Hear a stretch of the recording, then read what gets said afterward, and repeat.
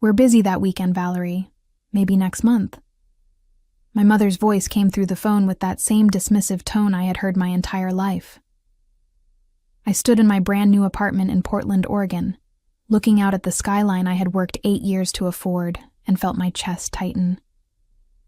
But Mom, I just bought my first place. I wanted everyone to see it, just for a few hours. Your father has a golf tournament, and your sister Bethany is showing a house to an important client. You know how real estate is. We'll come by when things settle down. Things never settled down. Not for them. Not when it came to me. My name is Valerie. I'm 35 years old, and I'm a nurse at Providence Portland Medical Center. For the past 8 years, I had worked double shifts, picked up holidays, covered for colleagues, and saved every penny I could squeeze from my paychecks. I lived in a cramped studio apartment with paper-thin walls where I could hear my neighbor's television through the night. I drove a 15-year-old sedan that broke down more often than it ran. I wore scrubs that I had mended 3 times over and ate ramen noodles more nights than I cared to admit. But I did it. I finally did it. Last week, I closed on a beautiful 1-bedroom apartment on the 14th floor with floor-to-ceiling windows overlooking the city. It wasn't a mansion, but it was mine.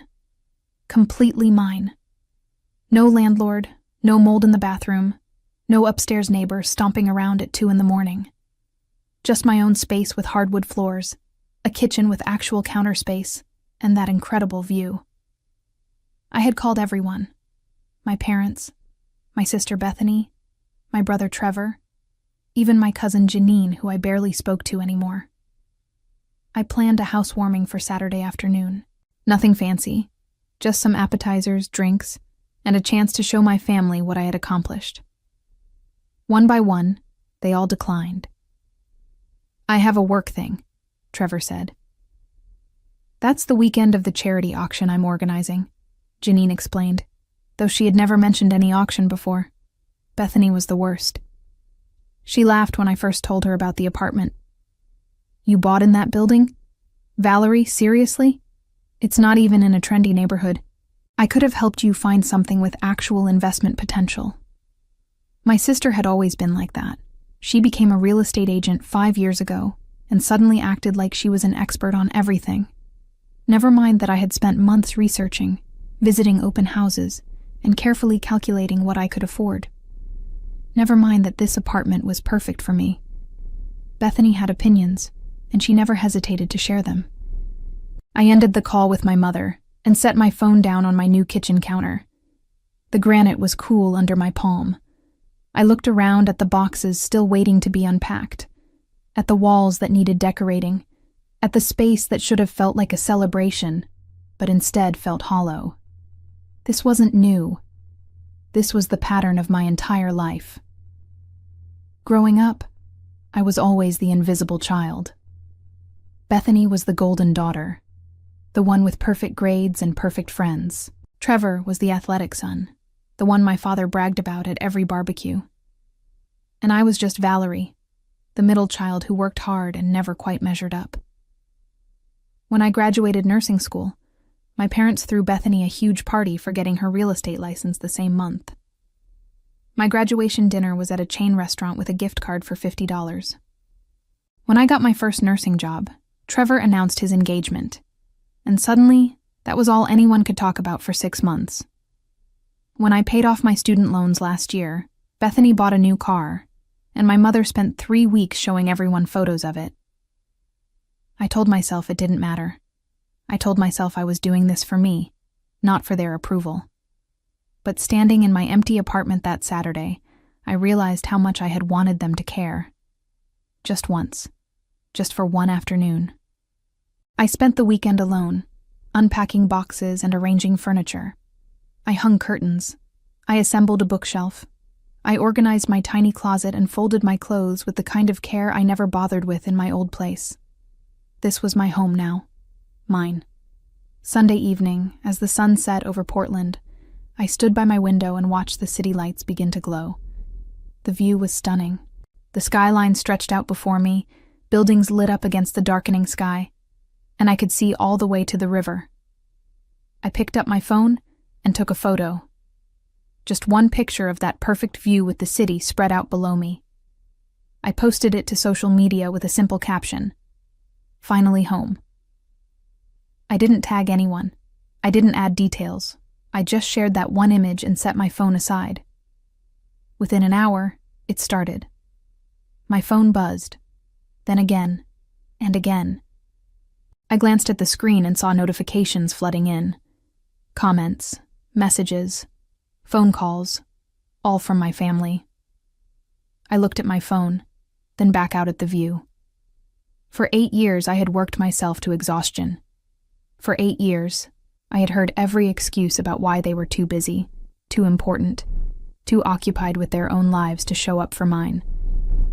I set my phone on silent and walked away. Let them wait. The calls kept coming all night. By Monday morning, I had 17 missed calls from my mother, 12 from Bethany, 8 from Trevor, and even 3 from my father, who rarely called me at all. There were text messages piling up, each one more urgent than the last. I ignored them all and went to work. The hospital was busy that day, which suited me fine. I needed the distraction. I checked vitals, administered medications, comforted anxious patients, and did all the things that made me good at my job. During my lunch break, I finally looked at my phone. The messages were almost amusing in their progression. My mother's first text was casual. "Saw your post. Call me when you can." An hour later, "Valerie, please call. We need to talk about your apartment." By midnight, "This is ridiculous. Pick up your phone." Bethany's messages followed a similar pattern, though hers had an edge of professional interest. "Is that the Westview building? I didn't know you were looking at high-rises. Call me. I have questions." Trevor's texts were shorter but more frequent. "Nice view." Then, "Seriously, call Mom." Then, "What floor are you on?" I put my phone away and finished my shift. That evening, I stopped at a furniture store and bought a new couch. A real one, not the second-hand futon I had been sleeping on for years. The salesman was friendly, and I found myself telling him about my new apartment, about the view, about how I had worked so hard to get here. He congratulated me like he meant it, and I felt a small surge of pride. When I got home, there was a voicemail from my mother. "Valerie, I don't understand why you're not answering. Your father and I have been talking, and we'd love to come see your new place. Maybe this weekend? Call me back." I deleted it. The truth was, my family had never understood what my life was like. They didn't know about the double shifts or the times I picked up extra hours during holidays so I could save an extra $200 a month. They didn't know I had worked Christmas, New Year's, and Thanksgiving for 5 years straight. They didn't know about the 60-hour weeks or the exhaustion that seeped into my bones. They never asked. My mother and father lived comfortably in the suburbs in the same house where I grew up. My father managed a small accounting firm, and my mother volunteered at the country club. They were busy people, involved in their community, always organizing something or attending something, but they were busy with the things that mattered to them.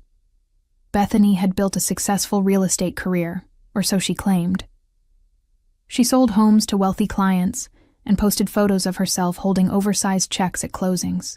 She drove a luxury sedan and wore designer clothes and talked constantly about her networking events and open houses. Trevor worked in sales for a pharmaceutical company.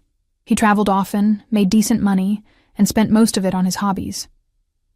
He had a boat he took out twice a year, and a motorcycle he liked to show off at family gatherings.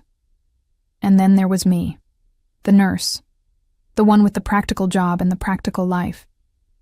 The one nobody worried about because I was stable, reliable, boring. When I was younger, I tried to get their attention. I joined clubs in high school. I volunteered. I kept my grades up. Nothing worked. Bethany was always prettier, more charming, more interesting. Trevor was always more fun, more athletic, more popular. I was just there, a shadow in the background of our family photos. By the time I started nursing school, I had stopped trying. I focused on my education, on building a career, on taking care of myself because nobody else was going to do it. And I told myself that was enough. But it wasn't. Not really. Deep down, I had still wanted them to notice. I wanted them to see that I was working hard, achieving things, building a life. I wanted them to be proud of me, just once. That's why I invited them to my apartment. That's why it hurt so much when they all said no. Wednesday afternoon, my mother showed up at the hospital. I was at the nurse's station updating patient charts when I heard her voice at the reception desk. "I'm looking for my daughter, Valerie. She's a nurse here." I felt my stomach drop. I considered hiding in a supply closet, but the charge nurse had already spotted me and was waving my mother over. "There she is," the charge nurse said cheerfully. My mother walked toward me with that determined look she got when she wanted something. She was dressed in her usual style, coordinated outfit, tasteful jewelry, perfect hair. She smiled at me like everything was normal. "Valerie, honey, I was in the neighborhood and thought I'd stop by." She was never in the neighborhood. The hospital was 30 minutes from her house. "I'm working, Mom." I know, but we've been trying to reach you. Why haven't you returned our calls?" "I've been busy." She laughed, that light, dismissive laugh that made me feel small. "Busy? We're all busy, sweetheart. But family is important. Your father and I would really love to see your new apartment. How about this weekend?" I looked at her standing there in the middle of my workplace, asking for the exact thing she had refused when I asked her first. The thing I had wanted so badly just a few days ago. "This weekend doesn't work for me," I said. Her smile faltered. "Oh. Well, when would be good?" "I'll let you know." I turned back to my computer, and after a moment, I heard her walk away. My mother wasn't the only one who wouldn't give up. Over the next week, my entire family launched a coordinated campaign to get an invitation to my apartment. Bethany started texting me real estate advice I never asked for. "You should consider refinishing the floors. It adds value. I can recommend someone." And, "Have you thought about the resale potential? Location is everything." Trevor sent me links to furniture stores and home decor websites. "Thought you might need this for your new place." My father, who normally communicated with me about twice a year, suddenly started calling every other day. "Your mother is worried about you. Just give her a call." Janine, my cousin, reached out with suspicious enthusiasm. "I saw your post. The apartment looks amazing. I'd love to see it in person. Are you free next weekend?" They were all so transparent, and none of them acknowledged the real issue. None of them mentioned that they had all turned me down. None of them apologized or even seemed to recognize why I might be upset. They just wanted access to what they now realized was worth their attention. I kept ignoring them. At work, my colleague Denise noticed my mood. We were restocking supplies together when she asked, "You okay? You seem distracted." Denise was one of the few people who knew my family history. We had worked together for 6 years, and over countless night shifts, I had shared enough for her to understand the dynamics. "My family won't stop calling me," I said. "About the apartment?" "Yes. They all said no when I invited them. Now they won't leave me alone." Denise shook her head. "Let me guess. They saw your social media post?" That's all it took. One picture, and suddenly everyone wants to visit. "So what are you going to do?" I had been asking myself that same question. Part of me wanted to give in, to let them come over and see the apartment and move on with our lives. But a bigger part of me felt something I hadn't allowed myself to feel before. Anger. Real, deep anger at years of being overlooked and dismissed. "I don't know yet," I told Denise, "but I'm not ready to just forgive and forget." "Good," she said firmly. "Don't let them off easy." That Saturday, I had the day off. I spent the morning arranging my bookshelves and hanging pictures on the walls. My apartment was really coming together. Every corner reflected my taste, my choices, my hard work. It felt good. Around noon, my doorbell rang. I wasn't expecting anyone. I looked through the peephole and felt my chest tighten. Bethany stood in the hallway, holding a bottle of wine and wearing her professional smile. I considered not answering, but she rang the bell again. I opened the door but didn't invite her in. "Surprise," Bethany said brightly. "I was showing a property nearby and thought I'd drop by. How did you get my address?" "Mom gave it to me. Can I come in? I brought wine." "I didn't invite you." Her smile flickered. "Valerie, come on. Don't be like this. I want to see your new place. Mom said you've been avoiding everyone." "I wonder why." "Look, I'm sorry I couldn't make it to your housewarming. I really did have a client meeting, but I'm here now. Can't we just move past this?" There it was. The casual dismissal of my feelings, wrapped up in a pretty apology that wasn't really an apology at all. "No," I said. "No? You didn't want to come when it mattered to me. So I don't really care that you want to come now." Bethany's professional mask cracked. "Are you seriously going to hold a grudge over this? It's just an apartment, Valerie. It's not that big a deal." "Exactly," I said. "It's just an apartment, so you shouldn't mind missing out on seeing it." I started to close the door, but Bethany put her hand against it. "Wait. Just wait. I know we haven't always been close, but we're sisters. Can't we at least try?" I looked at her standing there in her expensive blazer with her expensive wine, and I wondered if she had any idea what she was asking.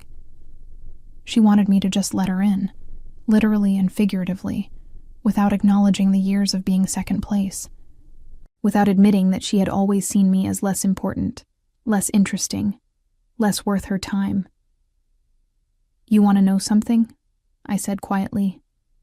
"I worked 8 years for this apartment. 8 years of double shifts and holidays and exhaustion. And when I finally bought it, the first thing I wanted was to share it with my family. That's all I wanted. Just a few hours of your time to celebrate something I was proud of." I said I'm sorry. "No, you said you had a client meeting." "That's not the same thing." Bethany's expression hardened. "You know what? Fine, be petty, but don't come crying to us when you need something." "I haven't needed you for anything in years," I said. "I think I'll manage." I closed the door. My hands were shaking. I walked to my window and looked out at the view that had started all of this. The city stretched out below me, indifferent to my family drama, indifferent to my hurt feelings. Just buildings and streets and lives being lived. My phone buzzed. It was a text from my mother.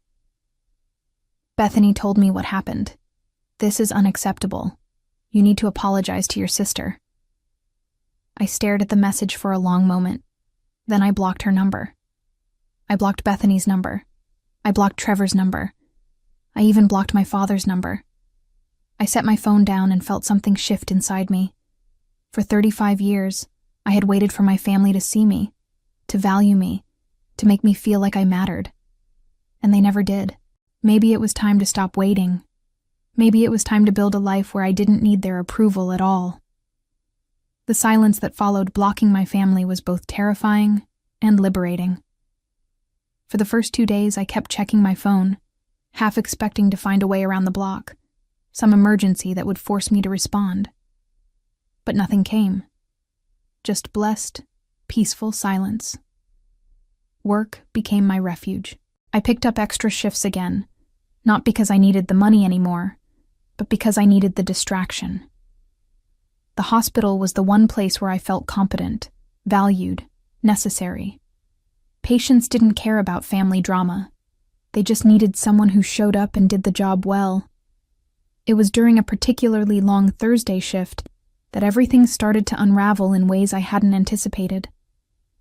I was checking on a patient in room 312 When I heard familiar voices at the nurse's station, my stomach dropped before my brain even processed who it was. My mother and Bethany were talking to the charge nurse. I stepped back into the patient's room, hoping they hadn't seen me. Through the partially open door, I could hear their conversation. "We're very worried about her," my mother was saying in that concerned voice she used when she wanted sympathy. "She's been acting strange, blocking our calls. We just want to make sure she's okay." "I can have someone check if she's available," the charge nurse offered. No, we'll wait. We brought her favorite lunch. She's been working so hard." My favorite lunch. They didn't even know what my favorite lunch was. I hadn't eaten with them in months, maybe longer. I stayed in that patient's room for 20 minutes, pretending to adjust IV lines and check monitors. When I finally emerged, my mother and Bethany were sitting in the waiting area with a bag from an expensive deli I had never been to. I had two choices: confront them or hide in the supply closet until they left. I chose confrontation. "What are you doing here?" I asked, keeping my voice low. We were in a hospital, after all. My mother stood immediately, her face brightening with manufactured relief. "Valerie, there you are. We've been so worried. You blocked our numbers." "Yes, I did." "Why would you do that? We're your family." "You came to my workplace. This is inappropriate." Bethany stood up, her expression somewhere between annoyed and embarrassed. Several other staff members were watching now, and I could tell she didn't like the audience. "We just wanted to talk to you. You won't answer our calls or texts." "Because I don't want to talk to you." My mother reached for my arm, but I stepped back. "Valerie, please. Let's be reasonable about this. Whatever we did to upset you, we can fix it. Just talk to us. You want to know what you did?" My voice was rising despite my efforts to stay calm. "You dismissed me. All of you. You couldn't take one afternoon to see my apartment when I invited you. But now that you've seen it's actually nice, you won't leave me alone. You don't get to decide when I'm worth your time." "We've apologized for that," Bethany said, her real estate agent voice slipping into that condescending tone she used with difficult clients. "How many times do we have to say we're sorry? You're being childish." "Childish? I'm being childish?" "Yes," Bethany said firmly. "You're throwing a tantrum because we were busy one weekend. Grow up." The charge nurse stepped forward, clearly uncomfortable with the scene developing in the middle of the floor. Maybe this conversation should happen somewhere private. My mother ignored her. "Valerie, we love you. We want to be part of your life. But you have to meet us halfway. We made a mistake, and we're trying to make it right. What more do you want?" That question hung in the air between us. What did I want? I wanted them to have shown up when I asked. I wanted them to have cared about my accomplishments without needing social media to tell them it was impressive. I wanted 35 years of being invisible to not have happened. But I couldn't say any of that. Not here, not now, not in front of my colleagues and patients. "I want you to leave," I said quietly. "I'm at work. This is unprofessional, and you're putting me in an impossible position." "We're not leaving until you agree to talk to us properly," my mother said, and I saw the steel beneath her concerned parent act. "We'll wait as long as we need to." The charge nurse touched my shoulder gently. "Valerie, why don't you take your break? Use the conference room. 10 minutes. It wasn't really a suggestion. She was trying to help me manage the situation before it got worse, but I felt trapped. I couldn't make a bigger scene, and I couldn't leave them sitting in the waiting area all day. "Fine," I said. 10 minutes. We walked to the small conference room in silence. Once inside, my mother and Bethany sat down like we were about to have a pleasant family meeting. I remained standing. "Talk," I said. My mother pulled out a chair for me. "Sit down, honey. You've been on your feet all day." "I'm fine standing. You have 10 minutes." Bethany sighed dramatically. This is ridiculous. We're here because we care about you, and you're treating us like we're the enemy. You showed up at my job and ambushed me. We had to, my mother said. You blocked us. What else were we supposed to do? Respect my decision. Your decision to cut off your entire family? Bethany leaned forward. Over what? Over us being busy one weekend? Do you even hear yourself? I felt my hands clench into fists. It's not about one weekend. It's about every weekend. Every graduation, every achievement, every time I needed you and you weren't there. That's not fair, my mother protested. We've always been there for you. No, you haven't. You've been there for Bethany's open houses and Trevor's golf tournaments and Dad's office parties. But when I graduated nursing school, you threw me a dinner at a chain restaurant. When I paid off my student loans, nobody even said congratulations. We did say congratulations, Bethany interjected. Did you? Because I don't remember it. My mother's face was flushed now, and I could see her struggling to maintain her composure. We've done our best with all three of you. If you felt neglected, I'm sorry. But you need to understand that we had limited time and resources. We made choices we thought were right. You chose them over me. Every time. That's not true. Then prove it, I said. And even as the words came out, I knew I was making a mistake. Tell me one thing about my life right now. One thing about what matters to me, what I care about, what I do when I'm not at work. Tell me anything that shows you actually know who I am. The silence that followed was deafening. My mother opened her mouth, closed it, looked at Bethany for help. Bethany shrugged. You work at the hospital. You just bought an apartment. That's it? That's all you know about me? Well, you're not exactly an open book, Bethany said defensively. You never share anything with us. Because you never ask. My mother stood up, her voice tight. This isn't productive. We came here to reconcile, not to be attacked. I'm not attacking you. I'm telling you the truth. Your truth, she corrected.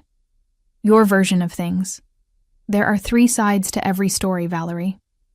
Then tell me yours. But she didn't. She just gathered her purse and looked at Bethany. We should go. She's clearly not in a place where she can have a rational conversation. They walked out, leaving the expensive deli bag on the table.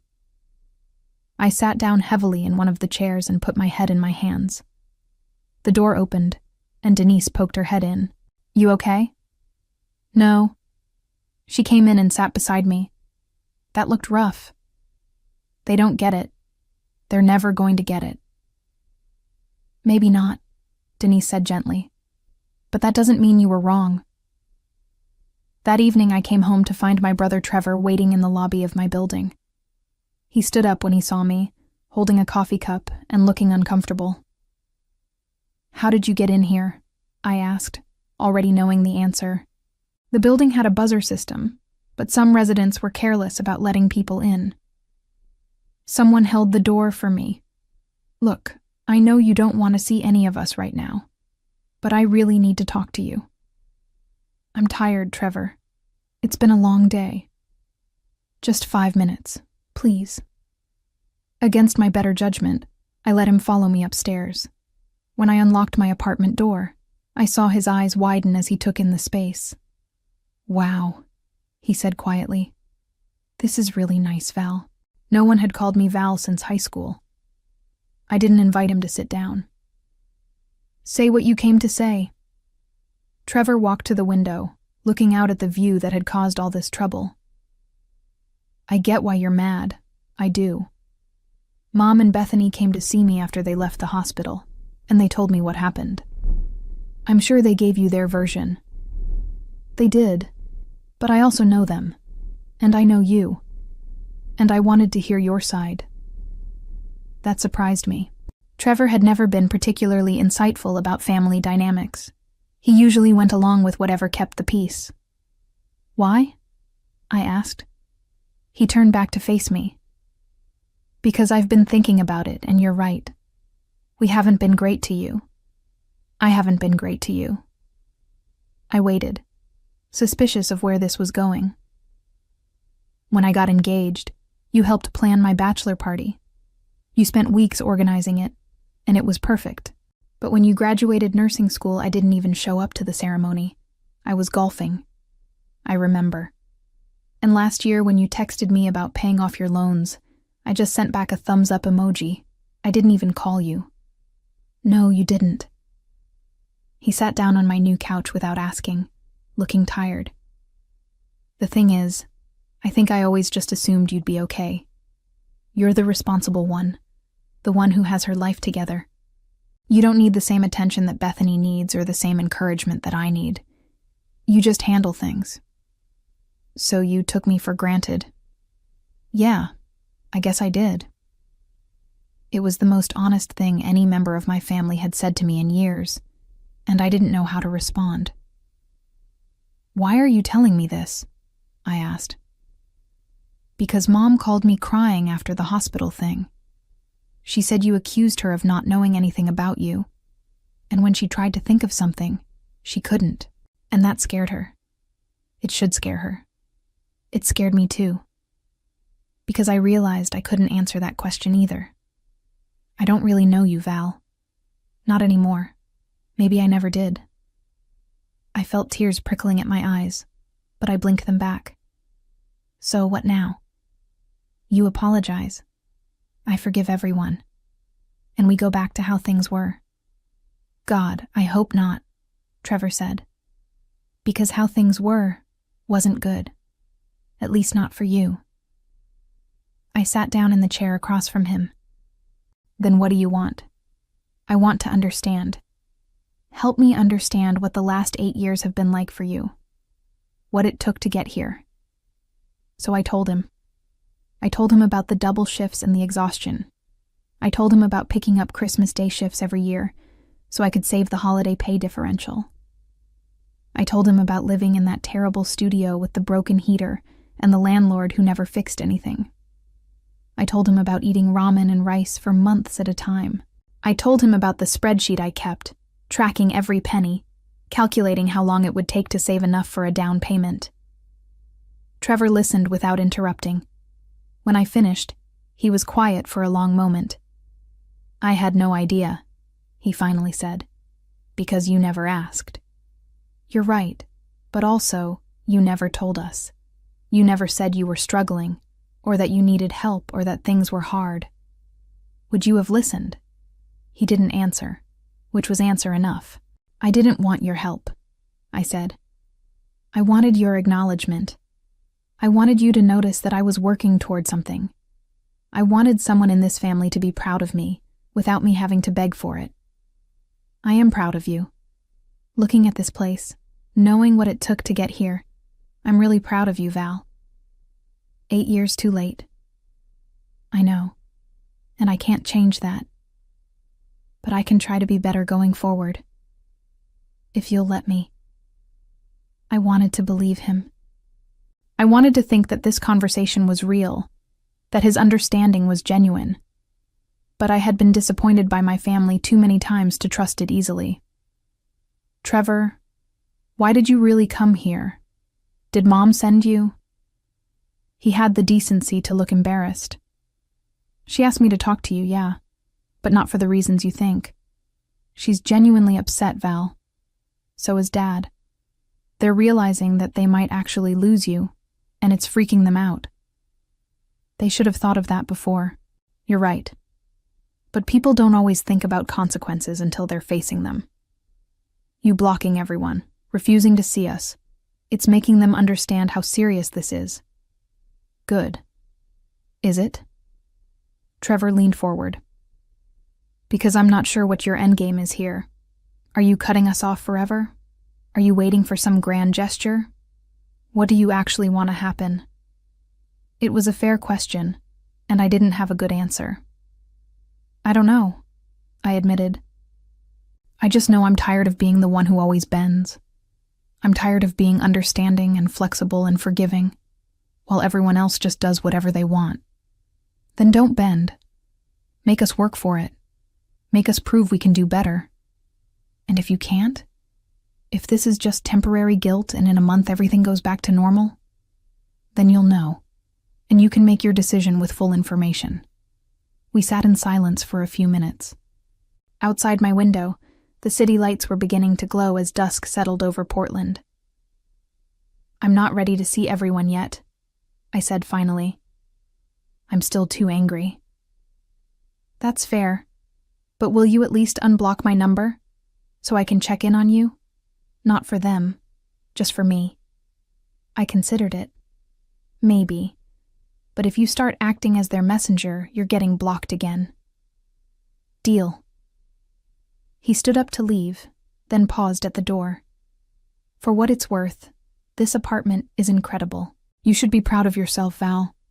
I know I would be. After he left, I sat in my chair and looked around at my space. The conversation with Trevor had stirred up feelings I had been trying to avoid.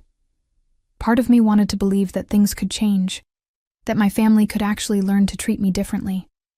But another part of me, the part that had been hurt too many times, knew better than to hope. My phone buzzed. I had unblocked Trevor's number, and he had sent a text. Thanks for talking to me. I meant what I said.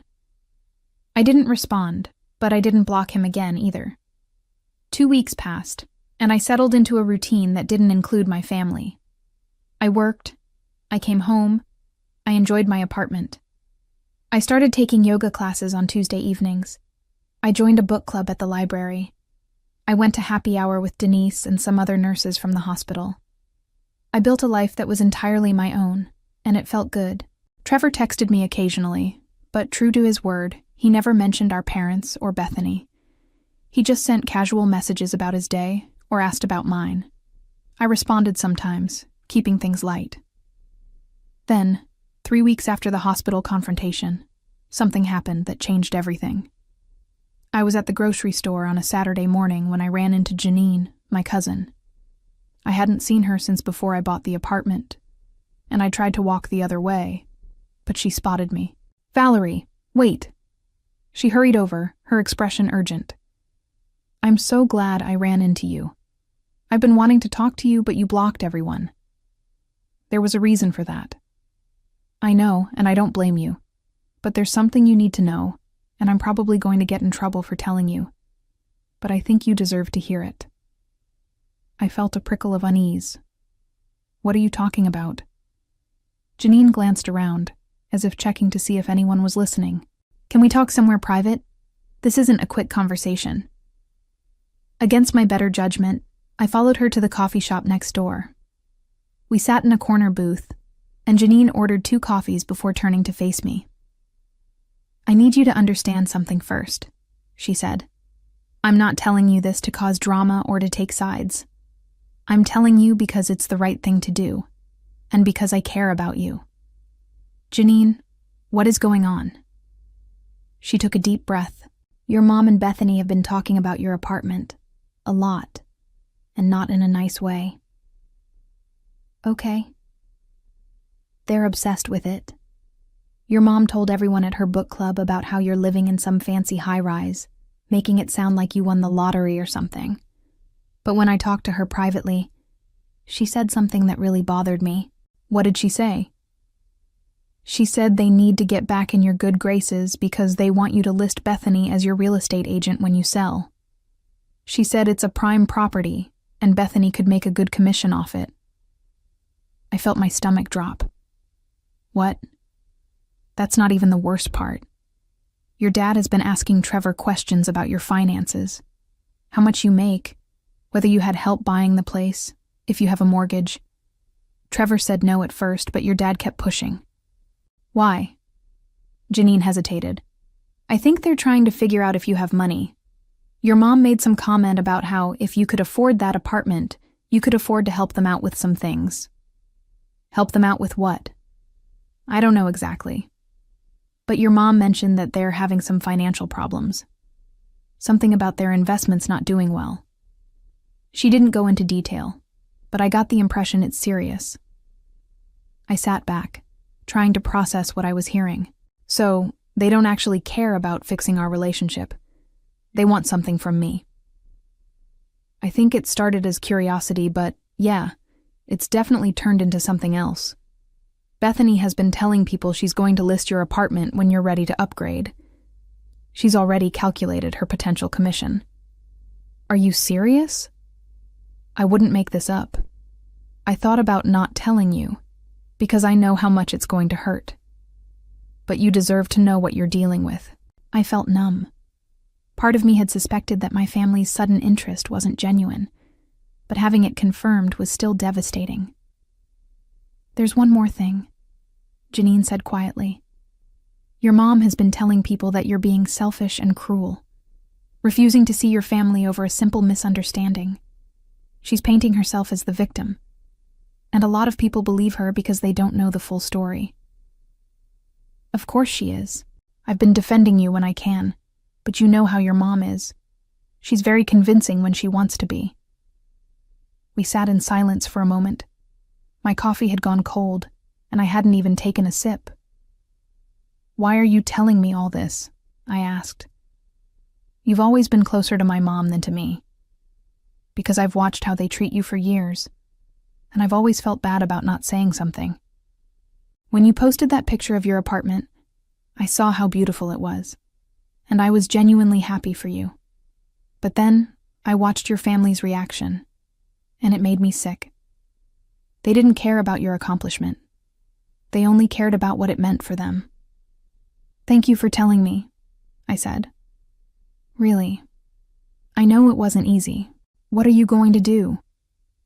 That was the question, wasn't it? I had been waiting for my family to prove they couldn't change, and here was the proof, delivered on a silver platter. I don't know yet, I said, but I'm not going to let them use me. Good. And Valerie? For what it's worth, I think you've handled this with a lot more grace than I would have. They don't deserve your forgiveness. After Janine left, I sat in that coffee shop for another hour, thinking about everything she had told me. The betrayal hurt, but it also crystallized something for me. I had been holding on to a small hope that my family would wake up and realize what they had done, that they would genuinely want to repair our relationship. But that hope was based on the family I wished I had, not the family I actually had.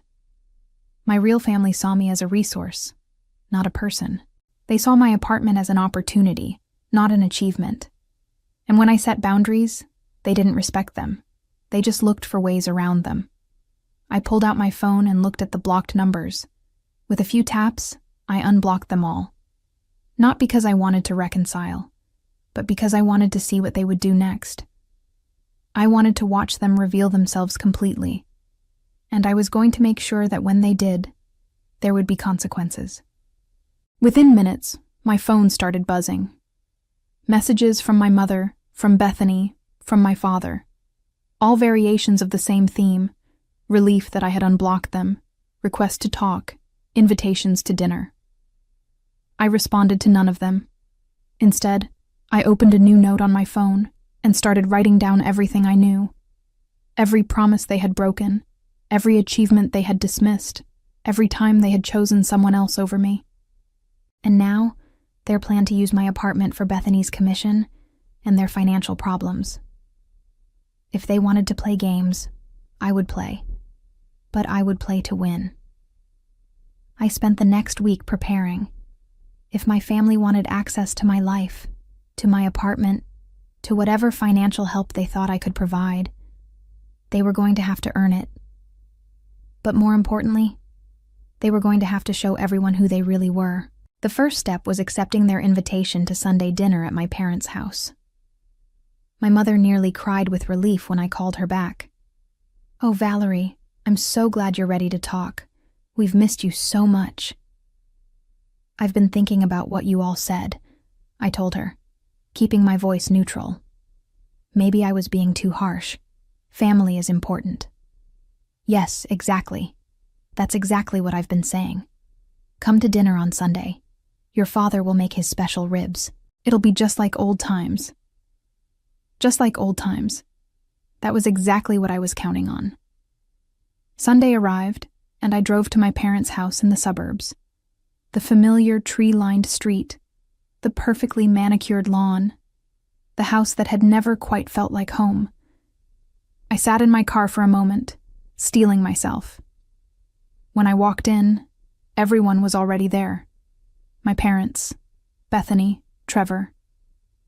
They all turned to look at me, and I saw relief on their faces, mixed with something else. Calculation. Valerie? My mother hugged me tightly, longer than necessary. I'm so glad you came. We've been so worried about you. Hi, Mom. My father stood up from his chair, giving me an awkward pat on the shoulder. Good to see you, kiddo. How've you been? Busy with work. Bethany approached with a smile that didn't reach her eyes. I'm glad we can all move past this misunderstanding. Family is too important to let grudges get in the way. I noticed she didn't apologize. None of them did. They just acted as if my anger had been an overreaction that I was now, thankfully, over.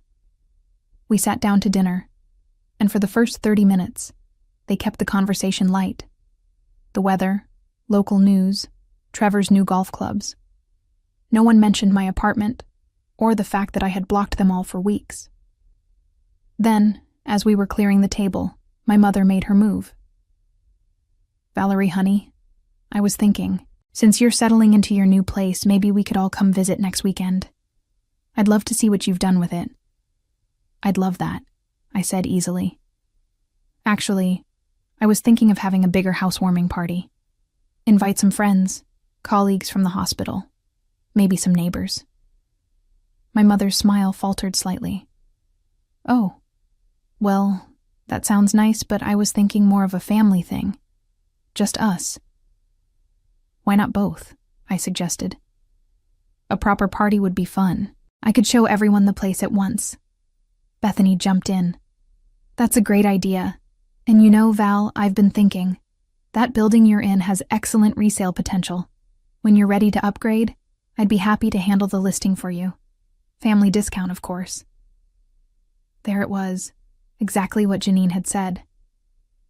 Upgrade? I asked innocently. I just bought the place. Of course. I just mean eventually. It's never too early to think about your investment strategy. That's a hot property, and I could get you top dollar when the time comes. I'll keep that in mind. My father cleared his throat. You know, Valerie, I've been curious. That apartment must have cost a pretty penny. How did you manage the down payment? I saved, I said simply. On a nurse's salary? That's impressive. Very impressive. You must have quite a nest egg built up. I saw where this was going. I do okay.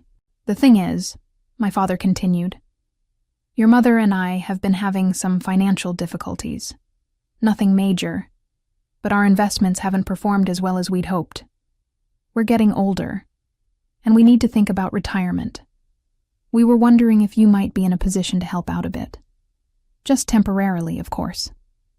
And there it was, the real reason for the reconciliation. How much are we talking about? I asked. My parents exchanged glances. Maybe $20,000 to start, just to get us back on solid ground. $20,000, more than a quarter of what I had saved for my down payment. Money that represented years of sacrifice. That's a lot of money, I said carefully. We're family, my mother said, reaching across to pat my hand. We've always been there for you, and now we need you to be there for us. Always been there for me. The lie was so blatant I almost laughed. Let me think about it, I said. It's a big decision. Of course. We understand. But we'd appreciate an answer soon. The situation is becoming rather urgent. Trevor had been quiet through most of dinner, but now he looked at me with an expression I couldn't quite read. He knew something was wrong. He might not know exactly what I was planning, but he sensed it. After dinner, as I was leaving, he followed me out to my car. Val, what are you doing? What do you mean? You're planning something, I can tell. I looked at him for a long moment. Do you know what they asked me in there? I heard. And it's messed up. They shouldn't have asked you for money, especially not after everything that's happened. But you didn't say anything. He looked down. No, I didn't. That's what I thought. I got in my car and drove away, leaving him standing in the driveway. The next Saturday, I hosted my housewarming party. I invited everyone, my family, colleagues from the hospital, neighbors from my building, friends from yoga and book club, even Janine and some extended family members. 50 people in total, all gathered in my apartment and spilling out into the hallway. I had spent days preparing. Not just food and drinks, but something else. Something my family had no idea was coming. They arrived early, my parents and Bethany. Trevor came separately, still looking uneasy. They moved through my apartment with proprietary interest, my mother commenting on the furniture placement, my father examining the view, Bethany taking notes on her phone about the building's amenities.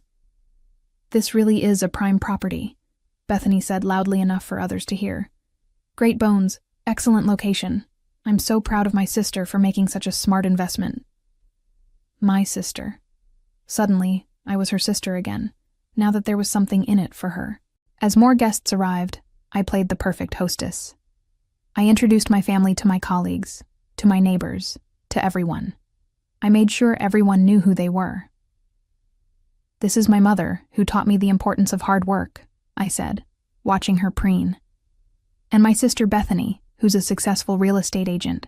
And my father, who always had such high standards. Around 7 p.m., when everyone had arrived and the party was in full swing, I called for everyone's attention. I stood by my window, the city lights glowing behind me, and raised my glass. Thank you all for coming, I said.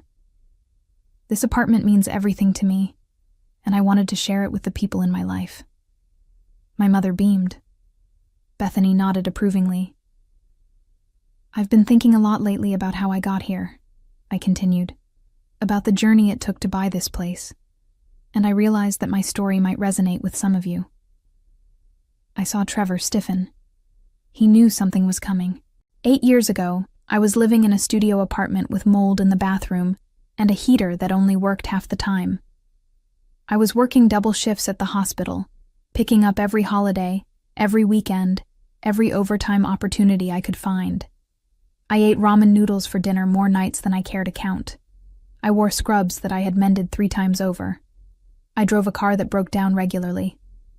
The room had gone quiet. My colleagues nodded, recognizing their own struggles.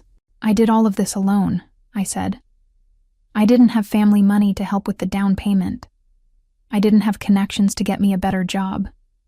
I just had myself and my determination to build something better. My mother's smile was starting to fade. She sensed where this was going. When I finally bought this place, the first thing I wanted to do was share it with my family. I invited them to a housewarming party. Every single one of them said no. They were too busy. They had other commitments. More important things to do. I saw several people glance at my parents and siblings, their expressions shifting. But then I posted one picture on social media, one photo of this view, and suddenly they weren't too busy anymore. Suddenly, family was important. Suddenly, they wanted to see my apartment, to be part of my success. Valerie, my mother said sharply, this isn't appropriate. Why not? I asked. You wanted to be here. You wanted to be part of this. So let me tell everyone the whole story. I turned back to my guests. 2 weeks ago, my parents asked me for $20,000. They said they were having financial difficulties and needed help. When I hesitated, they reminded me that family helps family. That they've always been there for me. The room was completely silent now. But here's the thing about that statement. They weren't there when I graduated nursing school. They weren't there when I paid off my student loans. They weren't there for any of the achievements that mattered to me. They were only there when they needed something. My father stood up, his face red. That's enough. You're embarrassing yourself. No, Dad. I'm telling the truth. And the truth is that you and Mom don't see me as a daughter. You see me as a resource. Bethany doesn't see me as a sister. She sees me as a future commission when I sell this place. Bethany's mouth dropped open. How dare you? I dare because it's true. Janine heard you talking about it. About how you've already calculated your commission, how you're going to list this apartment when I'm ready to upgrade. Several people gasped. Janine, standing near the back, nodded confirmation. You don't love me, I said, and my voice broke slightly despite my efforts to stay strong. You never did. You love what I can do for you. And I'm done pretending that's enough. My mother was crying now, but they were angry tears, not sad ones. How dare you humiliate us like this? In front of all these people? You ungrateful? Ungrateful? I laughed, and it came out bitter. For what? For raising me? That's what parents are supposed to do. You don't get extra credit for the bare minimum. We paid for your education, my father shouted. No, you didn't. I had scholarships and loans. You paid for Bethany's college and Trevor's car. I got a $50 gift card and a lecture about responsibility. The truth hung in the air, undeniable and ugly. My family stood there, exposed in front of 50 witnesses. My mother's face was red with fury and humiliation. Bethany looked like she wanted to disappear. My father couldn't meet anyone's eyes. Only Trevor remained still, watching me with an expression that might have been respect. I think you should leave, I said quietly. All of you. Gladly, Bethany snapped. She grabbed her purse and stormed toward the door. My parents followed, my mother pausing only to hiss at me. You'll regret this. No, I said. I really won't. Trevor lingered for a moment.